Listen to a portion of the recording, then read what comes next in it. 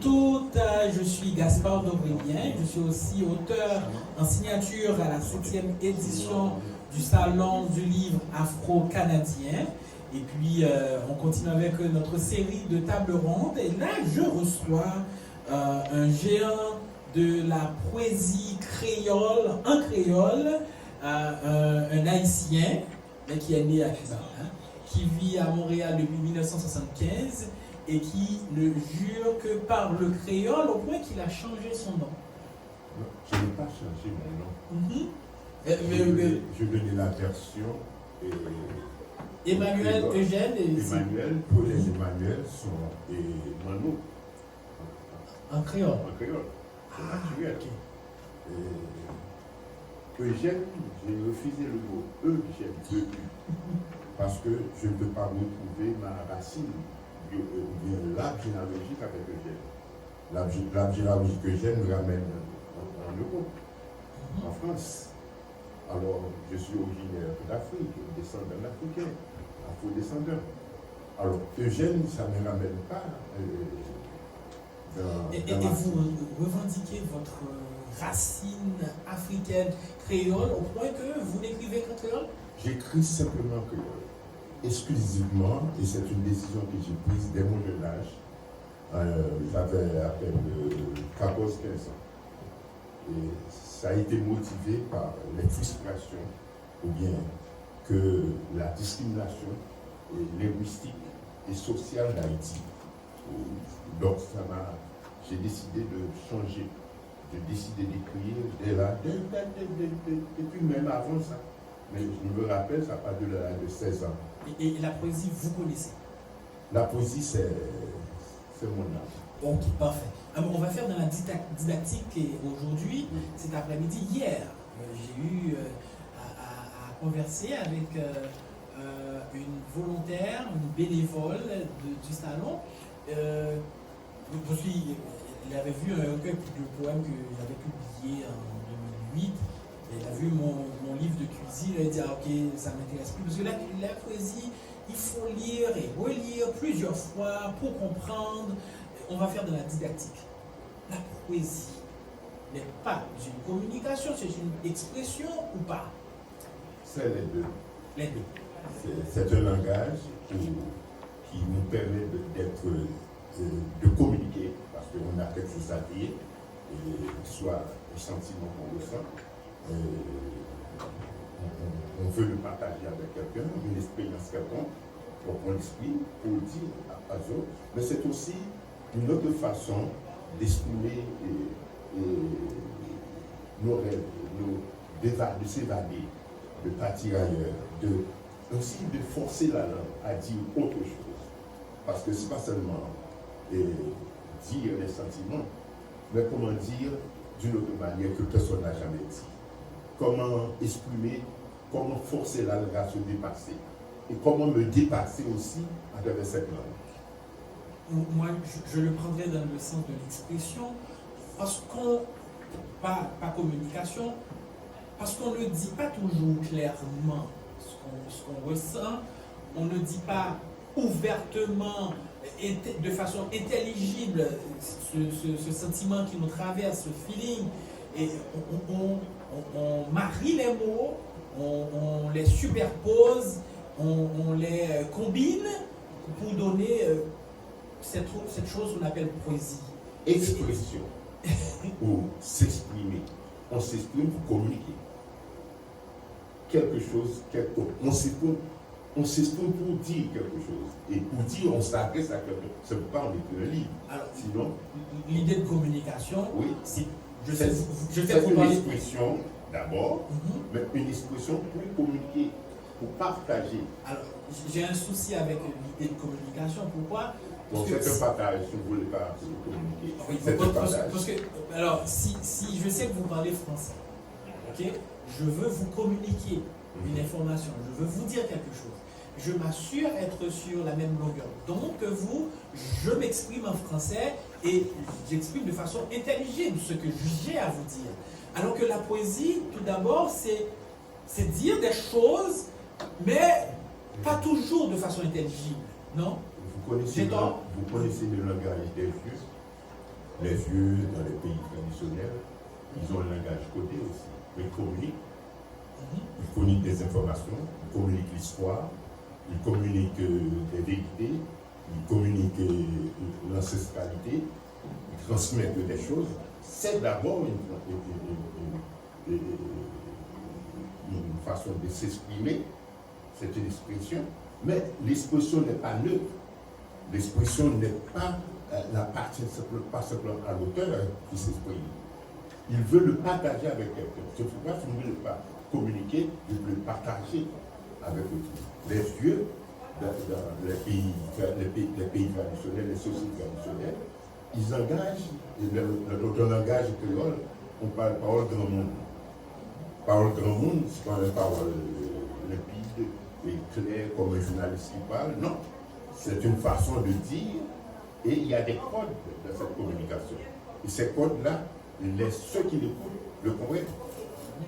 Madame, monsieur, c'est Mano Eugène qui nous dit que la poésie, c'est aussi une expression, une communication, un partage. Oui. Alors,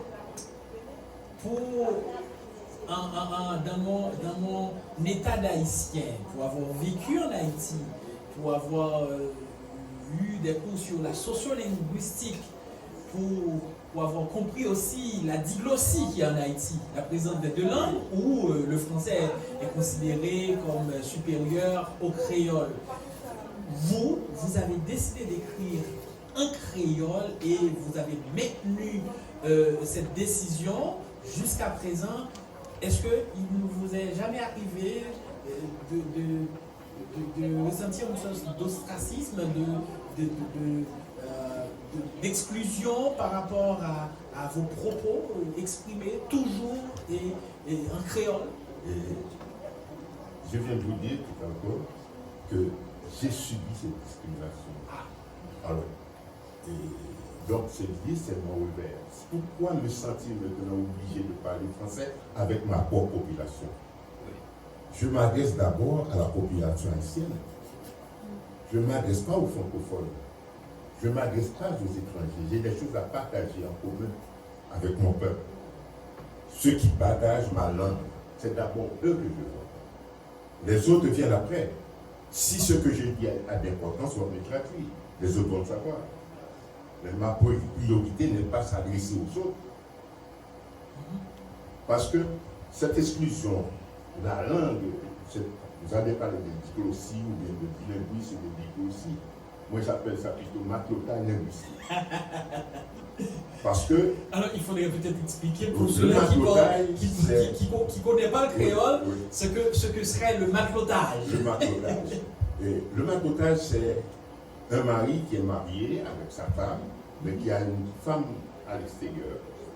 Et cette autre femme, c'est la maclote. Est mieux considérée, est mieux traitée que la femme, l'épouse. Alors, en Haïti, ce n'est pas la discrimination, le bilinguisme, non. C'est un maclotage, c'est dit, on apprécie l'autre langue mieux que la langue maternelle, la langue ancestrale, la langue familiale.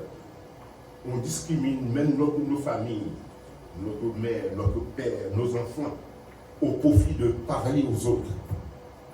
Français. En français. Alors, ça, je l'ai subi à l'école. J'ai été fouetté, battu. Et en famille. Vous avez eu le symbole pour avoir parlé plus que ça. Plus que ça, parce que j'ai été puni plusieurs fois. Et à cause de cette punition, mon père m'envoyait chez ma marraine, qui était la famille d'une élite. Ma marraine et mon parrain, c'était des élites. Ils étaient des anciens consuls d'Haïti à Cuba. À la maison, ils parlent français. Les enfants jouent en français. On m'envoyait là chaque dimanche pour aller apprendre à parler français. Alors, quand j'arrive là, j'ai subi encore la discrimination. Parce qu'ils ne veulent pas communiquer avec moi. Ce traumatisme-là m'a frappé dans l'âme. Et j'ai décidé de dire, quand je commençais à lire, à comprendre ce qui se passe, alors j'écris simplement dans ma langue.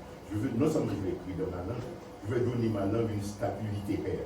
Parce que ça manquait dans cette langue. Au début des années 60, avant, on collait la poésie créole écrite, commençait d'abord avec des proverbes. On collait les proverbes parce qu'on ne trouvait pas encore la face cachée de la langue, la façon d'exprimer, de dire les émotions. Alors, j'ai commencé à faire pareil, à dépasser cette façon d'écrire. D'ailleurs, tous mes livres, c'est des champs d'expérimentation, de pousser la langue plus loin que possible. Oui, on remet sur le dos de l'absence d'une politique linguistique en Haïti cette discrimination qu'on a par rapport au créole. Parce que s'il y avait une politique linguistique où on définissait le rôle de chaque langue, où l'école était faite en créole dans la langue de tous, peut-être qu'on aurait mieux appris, hein, parce que c'est prouvé scientifiquement qu'on apprend mieux dans sa langue maternelle que dans la langue importée, etc. Alors, dans votre militance, est-ce que vous avez quelque part ou dans un temps bataillé pour qu'on ait cette politique linguistique et pour qu'on ait l'enseignement en créole en Haïti? Je vous ai dit que j'ai commencé à écrire dès l'âge de 14 ans. J'ai 78 ans et j'écris simplement créole. Donc vous allez comprendre ma militance commence dès l'âge de très jeune. J'étais jeune, 12, 13, 14 ans. C'est ce défi que je voulais relever et lever, aller plus loin, mener ma langue au niveau littéraire. Et je crois ceux qui m'ont lu et ceux qui lisent mes livres disent que j'ai atteint mon objectif. J'espère que d'autres vont aller plus loin que moi. Aller plus loin parce qu'il manquait d'essais. Les écrivains manquaient d'essais. Parce que écrit, il faut avoir des exemples, il faut avoir il n'y avait pas de livre. Ok, alors je vous donne 2 minutes pour vendre à ceux-là qui hésitent encore à écrire, ou bien à faire de la poésie en créole. Je vous donne 2 minutes pour les convaincre de toute la richesse qu'il y a, de toute la poésie qu'il y a cachée dans la langue. Avant de dire, oui, je n'écris pas en créole. J'écris créole. En haïtien. Non, j'écris créole. J'écris créole. C'est quoi la différence? La différence, c'est que, écrit en créole, je me mets comme une langue étrangère que j'apprends.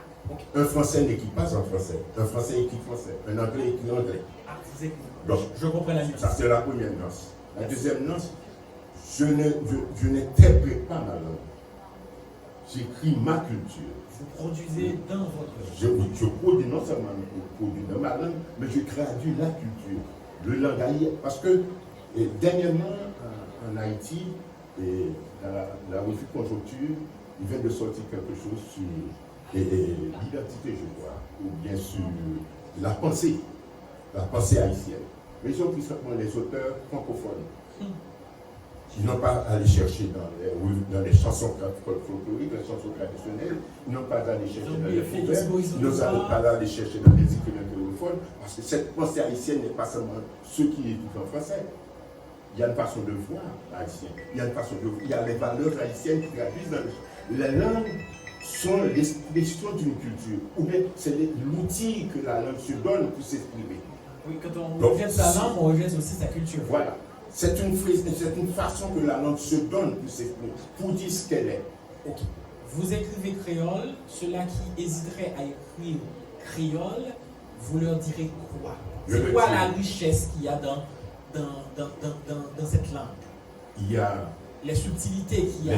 Il y a d'abord les valeurs, il y a l'histoire, il y a la croyance, ce qu'on est, parce que la langue traduit et la religion et tout ce qu'on est, il y a tout ça dans cette langue. Quand vous écrivez en français, vous traduisez, et la traduction n'est jamais fidèle. Absolument pas. La traduction n'est jamais fidèle. Donc, moi, celle-là, dans cette façon d'écrire, j'apprends à connaître la subtilité de cette langue. Et je prends un exemple. Les mots, il y a la signification du mot, que donne le dictionnaire, il y a le sens qu'on donne au mot. Et c'est la culture qui donne le sens au mot. C'est la culture qui donne le sens. Par exemple, il y a des mots, par exemple, je prends 2 mots. 40 CIAS. C'est une expression pour traduire les maladies transmises sexuellement. Quand on a toutes les maladies sexuellement, on les traduit comme ça en créole. Mais c'est quoi? C'est des chiffres, quand on joue la carte, là, les signes. 40, 10 et As. Quand on quête, on dit 40, 10 et As. Mais c'est une expression dans le jeu de cartes, mais qui exprime les maladies vénériennes. Je ne savais pas. Moi, je croyais comprendre bien que. Il y a aussi, je prends le mot vulgaire, ça vient de l'anglais.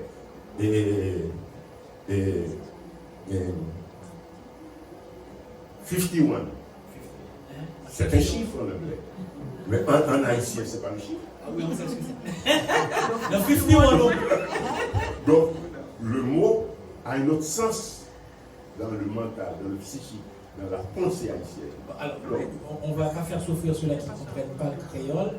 Quand on dit c'est dans votre 51, dans 51, vous allez dire quoi déjà? Je te poursuis. Je ne vais pas te lâcher. Mais pourquoi ça connaît de Mounda? Parce qu'en fait, ça veut dire de Moudon. Non, Moudon, de tes fesses. Je ne vais pas te lâcher. Donc, les mots n'ont pas seulement. Quelqu'un précise, c'est pas juste de tes fesses. C'est dans le trou de vos fesses. C'est ce qui veut dire, dans la langue, on exprime. Quand on traduit, c'est toute une. Parce que moi, je fais un petit peu de traduction. Et quand j'aime une œuvre de quelqu'un, je trouve que l'œuvre est merveilleuse, je vais atteindre le niveau de cette personne, je le traduis pour voir si ma langue peut arriver là. Ou bien, c'est pas ma langue, si je peux mener ma langue jusque-là. Si j'ai la capacité de le faire. Oui? Mano, oui. Moi, il y a toujours un reproche que je fais aux militants. Il y a un micro? Allô? Oui, il y a toujours un reproche que je fais aux militants du créole haïtien. Premièrement, c'est l'émotion. Ils sont très émotionnés. Ensuite, on va dire ils n'acceptent pas, disons que les autres aient leur propre façon de voir sur le créole.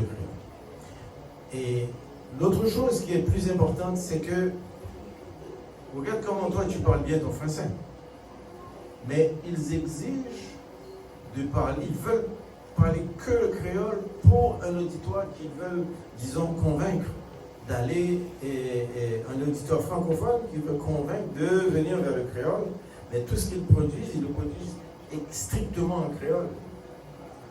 Mon ami, est-ce que vous faites le même jugement pendant plus de 202 siècles qu'on a obligé le peuple à parler le français? Je pense que... Non, parce que c'est la même chose.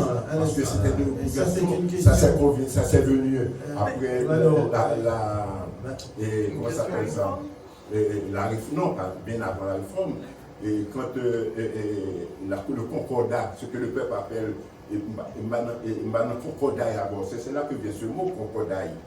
Et lorsque on obligeait, Rome obligeait que les enseignants viennent de la France pour enseigner le peuple. Alors, pendant tout ce temps, le peuple a été discriminé. Il y avait un fanatisme de ceux qui parlaient français, qui méprisaient le peuple. On ne dit rien de cela. Oui, mais pourquoi maintenant, si je parle, vous parlez de sensibilité, d'émotion, mais l'émotion, c'est le naturel. Je suis naturel, vous trouvez que c'est pas bon d'être naturel, d'exprimer ce que je ressens comme frustration, d'exprimer ce que, comme douleur, que je porte depuis 78 ans. Moi, ce que je trouve, si je veux aller chercher quelqu'un, l'amener à ma cause, il faut que je parle son langage. Il faut que je parle son langage. Là maintenant, je l'amène à ma cause, là il prend ma cause, et puis pour non, mais le langage. Parce que quand j'arrive dans une société, dans un auditoire, où tout le monde ne parle que français, ne comprend que le français, puis je veux les convaincre de mon créolisme, et puis je leur parle en créole, ils vont rien comprendre. Si vous lisez mes livres, C'est pas ce qu'on fait là, de toute façon. Hein? C'est pas ce qu'on fait là. Il écrit Non, c'est pas ce qu'on fait là. Mais il écrit Moi- exclusivement en moi, créole, je mais parle de- là, moi- on pense pour tout le monde qui Ouais. parle français ici. Oui, mais moi, c'est-à-dire ce que je fais là, il comprend. Parce qu'il y a Captain Coucou Rouge, il y a tout le groupe là, c'est ce qu'ils font. Donc je trouve qu'ils perdent pas mal d'auditoires, ou pas mal de personnes qui veulent venir au créole en exigeant le créole dans un auditoire qui ne parle que français. je n'exige pas dans mes livres. Si vous lisez mes livres, je n'exige rien. Je fais qu'exprimer mon état d'âme. Je n'exige personne à parler français, à parler créole. D'abord, je ne peux pas vous exiger à parler à vous-même. D'abord, le titre de mon livre, je m'appelle C'est moi qui moi. Ça veut dire, en bonne traduction, je suis celui qui suis. Je suis celui qui suis. Dieu, je suis Dieu dans le Dieu. Donc, je ne vais pas vous obliger à le faire. C'est votre obligation de parler votre langue. Je ne vous exige pas. C'est votre responsabilité. Si vous voulez pas, c'est votre choix. C'est votre langue. Je ne peux pas vous obliger à parler votre langue. Vous devez vous regarder dans le miroir. Vous regardez. C'est à vous de choisir avec qui vous adressez. Est-ce que vous adressez à votre peuple ou bien vous adressez aux autres?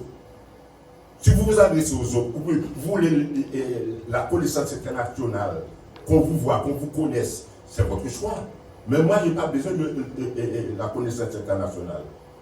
Je veux que mon peuple, ceux qui partagent que je partage la croyance, que je partage la culture, me connaissent, que j'ai un message à leur dire. Mais les étrangers, c'est ce que je dis à une portée internationale, on va le traduire. Mais ce n'est pas à moi de le faire. Par exemple, Voltaire l'avait fait dans le syndicat. Il a traduit un de mes œuvres. Parfait. On peut voir ce que vous dites à la page 22. La page 22. Je choisis toujours la page 22 pour lire au hasard, comme ça. Je vais vous demander quelque chose là. 22. La page 22. Ok. Non, je ne peux pas faire les deux. Lunettes, tombe. Alors, la page 22, dis quoi? Devant derrière, qui pas ni bon ni mauvais, ni bien ni mal, ni gauche ni droite, en haut, en bas, non plus. Mais qui s'est clarté, noircé, lumière, fait noir, l'ombraille, la journée, temps pour la nuit, et puis en même temps, qui est paix, messe, poisse, liquide, solide, en vide, on yin à l'envers avec un hang déploiement, ou bien yin hang tout partout, qui floppé, entouré, encerclé. En français, ça dirait quoi? Oh. Je ne demande pas de traduire. Je vous demande pas de traduire le texte, mais étant donné qu'on a des francophones exclusifs ici, l'idée c'est quoi? Bon. On a Samir par exemple là qui nous regarde. On a pris ce texte en plein milieu d'un texte. Ici, c'est un poème. Ce livre, c'est 3 poèmes qui le composent. De longs poèmes train. Oui. Et ici, il y a le petit point. Un petit point. Dans ce petit point, c'est moi. Et ce petit point, je me dis, qu'est-ce qu'il est? Il n'est pas ni poète, il n'est pas ni épais, ni messe, il est tout. Et c'est pourquoi j'ai donné le dernier poème, je m'adresse la lettre, je dis, je m'adresse à la lettre, une communication intérieure, non pas une communication avec l'autre de moi-même, non, parce que je dis l'autre, je prends une distance, l'autre est ailleurs, et je le regarde. Je parle à le revers de moi-même. Pas de bipolarité ou de schizophrénie? Non, je parle à le revers de moi-même, parce que on croit toujours nous connaître. C'est une rêverie. L'autre intérieur, notre être, parce qu'il y a plusieurs façons pour définir l'intérieur, le revers de nous-mêmes. On l'appelle l'âme, on l'appelle l'esprit, on l'appelle pensée, on donne toutes sortes de noms. Qui elle est? Alors je lui interroge, je lui demande, qui es-tu? Moi, je suis visible. Je suis ton autre. Ou bien je suis l'autre partie de toi-même. Toi, l'autre partie, tu me permets de voir l'invisible. Et toi, tu jouis de mon physique. Quand je fais l'amour, tu fais l'amour aussi. C'est toute une philosophie qu'il y a Oui. dans Donc c'est ça que dans j'essaie cette expression poétique. Oui. Ok. Alors, la poésie, c'est pas la langue qui va lui servir de barrière. La poésie créole, en créole, c'est Oui. ce que je dis. La poésie créole. La poésie créole est aussi riche, variée, subtile, philosophique que la poésie d'Antoine. C'est justement ce qu'on fait. Il y a la philosophie, il y a la psychologie, il y a tout le hic là-dedans. Et le yin et le yang aussi. Et le yin et le yang, et le yin en même temps. Parce qu'il y a une différence. Il y a une différence parce que les Asiatiques parlent du yin et du yang. Mais nous avons le yin. Et qui veut dire, c'est pas la différence? C'est pas la même chose. Oui, voilà, c'est pas la différence pour ceux-là qui ne comprennent pas le créole? Eh bien, vous avez dit le mot, tantôt parfois le mot m'échappe là. Le Nihon, c'est on est en lutte entre nous-mêmes. On a une lutte intérieure qu'on vit avec l'autre et avec nous-mêmes. On n'arrive pas à faire la différence, que ça prend l'équilibre des deux pour qu'on soit vraiment nous-mêmes. Alors, dans ce livre, j'essaie de faire cette harmonie, d'harmoniser l'autre, ou bien le revers. Parce que quand j'enlève ma chemise, je le tourne à l'envers. C'est le revers. Le revers n'est pas différent que la surface. C'est les couleurs qui sont un petit peu différentes. Donc voilà. On prend une ou deux questions pour terminer. Maintenant, On a déjà deux questions, oui. C'est Eddie Garnier, c'est ça? Oui, dans les formes de poésie créole, est-ce que tu peux nous donner une description ou bien un exemple de zwing? Zwing. Zwing. Oh mon Dieu. Tipiti? De traduction en français? Non, juste expliquer la poésie. Il y a Zwing. une façon à l'école. Zwing ou un swing? Oui. Le swing, c'est une façon de brosser fortement la peau de la tête pour le faire mal. Ça c'est sciade. Oui, Ça, non, c'est c'est sciade. bon. J'ai oublié. Swing. Oui. Mais c'est une façon de faire quelque chose. Par exemple, il y a une poésie qu'on appelle poésie swing, que le mouvement créole, ou Société Coucou a développé. La poésie swing, c'est des poésies, des expressions courtes. Et pour dire quelque chose, c'était sur le régime de Duvalier, on ne pouvait pas parler ouvertement. Alors, on employait des thèmes, des expressions courtes pour dire quelque chose, mais puisque la langue, nous avons des références communes, l'autre va comprendre ce que j'ai dit. Parce que les signes, les mots communiquent. Ce n'est pas seulement l'expression de chaque jour, mais il y a la manière de le faire avec quelques éléments. Il y a des formes de poésie qu'on appelle les swings dans le mouvement créole, c'est ça. Donc, je ne peux pas rien vous dire là-dessus. Oui. L'autre question? Oui. Oui, salut, Modéra Pécard Ugorgi ici. J'aimerais entendre un peu votre réflexion sur le concept de réflexion. Mon concept de Réflexion. Notre réflexion comme humain, comme être humain, comme personne, sur la société, dans l'art. Parler un peu de le concept de yang, peut-être je le butcher, Oui. je ne sais pas exactement comment le dire, mais c'est quoi votre perception de ça? ma réflexion, comme Perception sur la réflexion. ma perception sur la réflexion. De soi-même. Oh mon Dieu. Ça vous m'envoyez dans un nom de Dieu, tout simplement pour être. Je ne fais pas la psychologie, je ne comprends Mais pas. vous en avez parlé tout à l'heure. Oui, mais peut-être je peux le dire sans parce que je vais rester comme poète. Ça peut sortir dans ma conversation. Parce que si je l'ai dit tantôt, c'est passé, mais il y a, quand on s'exprime, il y a notre intérieur qui s'exprime. Le ressenti. Le ressenti. Ce ressenti, on essaie de le rendre Parce que c'est ça le rôle de la poésie, c'est rendre, je crois que c'est mademoiselle qui l'a dit tantôt, rendre belle, rendre agréable, même que c'est douloureux, une manière de dire. C'est le rôle de la poésie, de transporter pour que la chose demeure éternellement, il faut la rendre belle, merveilleuse. C'est ça le rôle de la poésie. Alors, on exprime le ressenti d'une manière merveilleuse, mais avec la même douleur. La douleur est là, on va le sentir. On va sentir on va sentir cette douleur, mais on l'enrobe. On l'enrobe pour qu'elle soit agréable.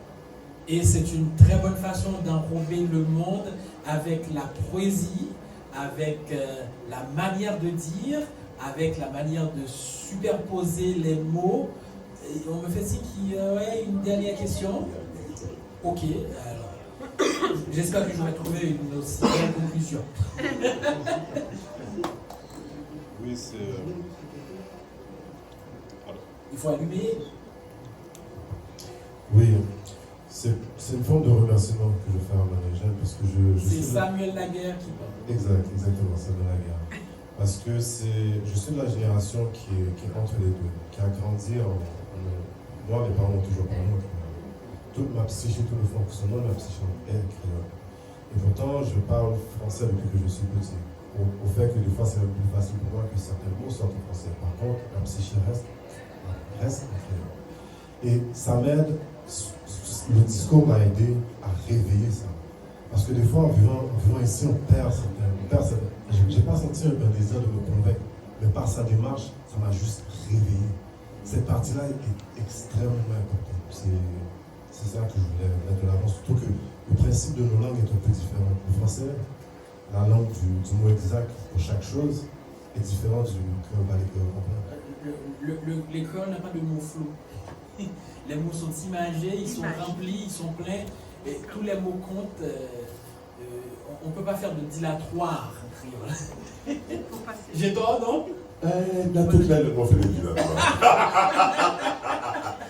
Encore, il y a encore une question. Ok, je suis Madame Alliance. Je suis Florence Alliance. Je rejoins Mano et Jeune à ce qui a trait au frère France Gandroit, de regretter mémoire qui est passé à l'au-delà le 18 octobre dernier, qui a beaucoup combattu pour le créole. Il était académicien à l'Académie créole d'Haïti. Oui. Donc là, si toutefois quelqu'un voudrait avoir un hommage, une prière, une pensée, je vous recommanderais d'aller vers le père Grandon, France Gandroit. Je partage, je fais cette prière avec vous. Merci. Merci beaucoup, Madame Alliance. Et c'est sur cette suggestion qu'on va mettre fin à cette conversation, cet échange avec Mano, qui signe à la 7e édition du Salon du Livre Afro-Canadien. C'est moi qui moi. Les tout décachetés, moi écrit tête. C'est une lettre ouverte qu'il écrit à lui-même. Alors, vous restez branchés, connectés à nous. Il y aura encore d'autres conversations entre auteurs à la 7e édition du livre Afro-Canadien. Merci. Je vous remercie.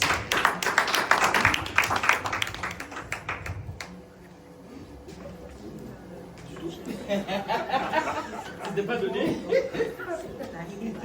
En tout cas, vous avez bien senti. C'est un écobaille en 91.